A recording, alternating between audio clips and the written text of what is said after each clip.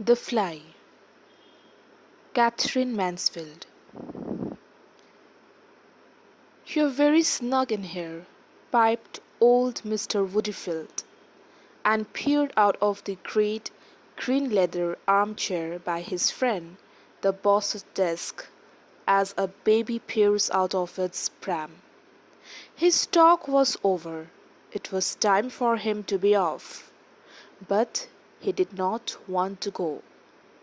Since he had retired, since his stroke, the wife and the girls kept him boxed up in the house every day of the week except Tuesday. On Tuesday he was dressed and brushed and allowed to cut back to the city for the day. Though what he did there the wife and girls couldn't imagine. Made a nuisance of himself to his friends, they supposed. Well, perhaps so. All the time we cling to our last pleasures as the tree clings to its last leaves.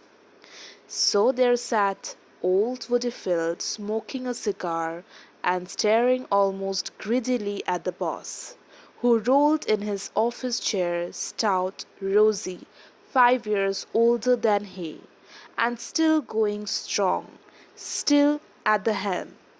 He did one good to see him. Wistfully, admiringly, the old voice added, "It's snug in here, upon my word." "Yes, it is comfortable enough," agreed the boss, and he flipped the Financial Times with a paper knife. As a matter of fact, he was proud of his room.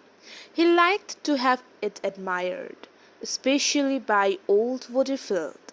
It gave him a feeling of deep, solid satisfaction to be planted there in the midst of it, in full view of that frail old figure in the muffler.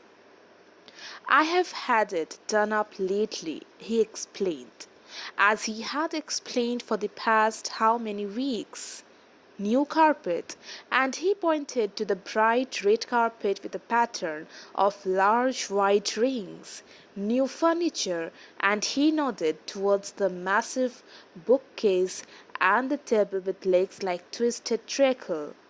"Electric heating," he waved almost exultantly towards the 5 transparent pearly sausages glowing so softly in the tilted copper pan. But he did not draw old Woodfield's attention to the photograph over the table of a grave-looking boy in uniform standing in one of those spectral photographers' parks with photographers' storm clouds behind him. It was not new. It had been there for over 6 years. "There was something I wanted to tell you," said old Woodfield, and his eyes grew dim, remembering. "Now, what was it? I had it in my mind when I started out this morning." His hands began to tremble, and patches of red showed above his beard.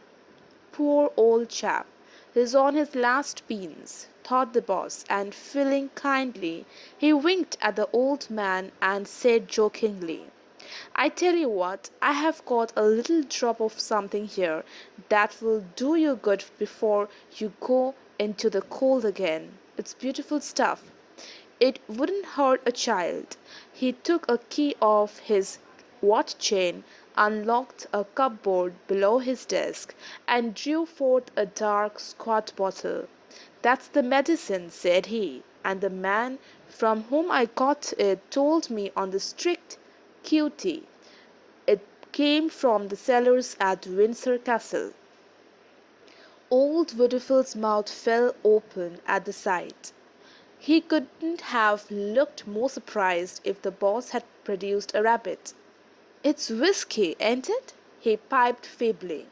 The boss turned the bottle and lovingly showed him the label. Whiskey it was. "Do you know," said he, peering up at the boss wonderingly, "they won't let me touch it at home," and he looked as though he was going to cry. "Ah, what's where we know a bit more than ladies," cried the boss. swooping across for 2 tumblers that stood on the table, what with the bottle, and pouring a generous finger into each. Drink it down, it will do you good. And don't put any water with it. It's sacrilege to temper with stuff like this. Ah, he tossed off his pulled out his handkerchief, hastily wiped his moustaches, and cocked an eye at old Woodfield, who was rolling his in his chaps.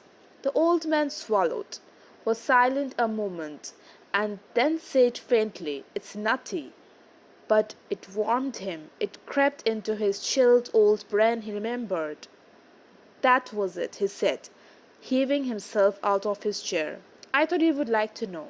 The girls were in Belgium last week, having a look at poor Reggie's grave, and they happened to come across your boys. They're quite near with each other, it seems.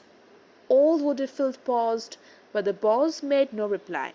Only a quiver in his eyelids showed that he heard.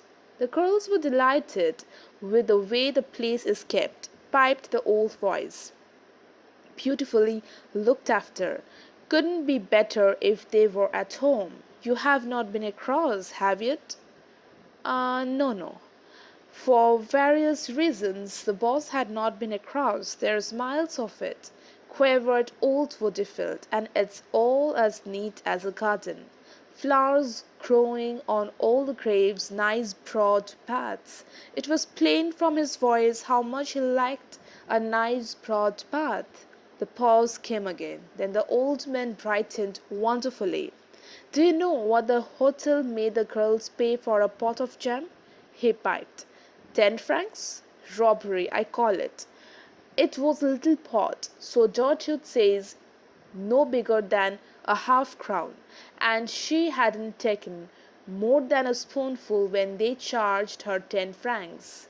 Gertrude brought the pot away with her to teach them a lesson. Quite right, too. It's trading on our feelings.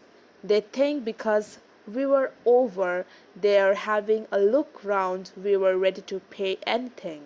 That's what it is. And he turned towards the door. Quite right, cried the boss, though what was quite right he hadn't the least idea. He came round by his desk, followed his shuffling footsteps to the door, and saw the old fellow out. Woodfield was gone. For a long moment the boss stayed, staring at nothing, while the grey-haired office messenger, watching him, dodged in and out of his cubby-hole like a dog that expects to be taken for a run. Then I'll say somebody for half an hour, Mackay, said the boss. Understand? Nobody at all. Very good, sir. The door shut. The firm, heavy steps recrossed the bright carpet. The fat body plumped down in the spring chair, and leaning forward, the boss covered his face with his hands. He intended, he had arranged to weep. He had been a terrible shock to him when old Woodfield sprang that remark upon him about the boy's grave. It was exactly as though the earth had opened and he had seen the boy lying there with Woodfield's girl staring down at him. For it was strange. Although over 6 years had passed away, the boss never thought of the boy except as lying unchanged, unblemished in his uniform, asleep forever. My son, groaned the boss, but no tears came yet. In the past, in the first months and even years after the boy's death, he had only to say those words to be overcome by such grief that nothing short of a violent fit of weeping could relieve him. Time, he had declared then, he had told everybody, could make no difference. Other men perhaps might recover, might live their loss down, but not he. How was it possible? His boy was an only son. Ever since his birth, the boss had worked at building up this business for him. It had no other meaning if it was not for the boy. Life itself had come to have no other meaning. How on earth could he have slaved, denied himself, kept going all those years without the promise forever before him of the boy's stepping into his shoes and carrying on where he left off? And that promise had been so near being fulfilled. The boy had been in the office learning the ropes for a year before the war. Every morning they had started off together. They had come back by the same train. And what congratulations he had received as the boy's father! No wonder he had taken to it marvelously. As to his popularity with the staff, every man jack of them, down to old Mackay, could not make enough of the boy. And he wasn't in the least spoiled. No, he was just his bright natural self, with the right word for everybody, with that boyish look and his habit of saying simply splendid. But all that was over and done with as though it had never been. The day had come when Mackay had handed him the telegram that brought the whole place crashing about his head. Deeply regret to inform you. And he had left the office a broken man with his life in ruins. 6 years ago. 6 years. How quickly time passed. It might have happened yesterday. The boy took his hands from his face. He was puzzled. Something seemed to be wrong with him. He wasn't feeling as he wanted to feel. He decided to get up and have a look at the boy's photograph. But it wasn't a favorite photograph of his. The expression was unnatural. It was cold, even stern looking. The boy had never looked like that. At that moment, the boss noticed that a fly had fallen into his broad ink pot and was trying feebly but desperately to clamber out again. Help, help, said those struggling legs, but the sides of the ink pots were wet and slippery. It fell back again and began to swim. The boss took up a pen, picked the fly out of the ink, and shook it onto a piece of a blotting paper.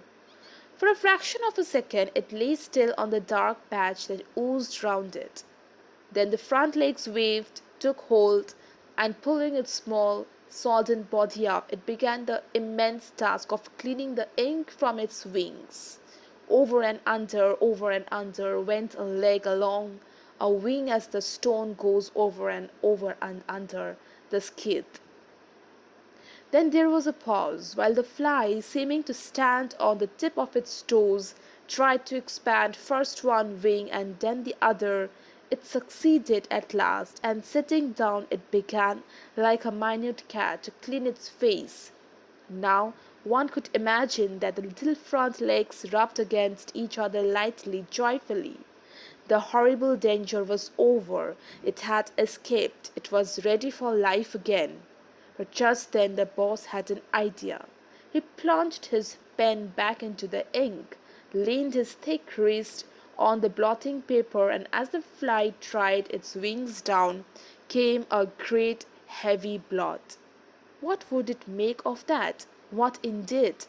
The little beggar seemed absolutely cowed, stunned, and afraid to move because of what would happen next. But then, as if painfully, it dragged itself forward. The front legs waved, caught hold, and more slowly this time. The task began from the beginning.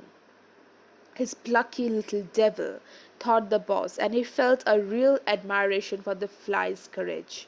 That was the way to tackle things, that was the right spirit. Never say die. It was only a question of, but the fly had again finished its laborious task, and the boss had just time to refill his pen, to shake fair and square on the new cleaned body. Yet another dark drop. What about it this time? A painful moment of suspense followed, but behold, the front legs were again waving. The boss felt a rush of relief. He leaned over the fly and said it to tenderly, "You artful little bee." And he actually had the brilliant notion of breathing on it to help the drying process. All the time there was something timid and weak with its efforts now, and the boss decided that this time should be the last. As he dipped the pen deep into the ink pot, it was. The last blot fell on the soaked blotting paper, and the draggled fly lay on it and did not stir. The back legs were stuck to the body. The front legs were not to be seen. "Come on," said the boss, "look sharp." And he stirred it with its pain in vain. Nothing happened or was likely to happen. The fly was dead. The boss lifted the corpse on the end of the paper knife and flung it into the waste paper basket. But such a grinding feeling of wretchedness seized him that he felt positively frightened. He started forward and pressed the bell for Mackay. "Bring me some fresh blotting paper," he said sternly, "and look sharp about it." And while the old dog padded away, he fell to wondering what it was he had been thinking about before. What was it? It was. He took out his handkerchief and passed it inside his collar. For the life of him he could not remember.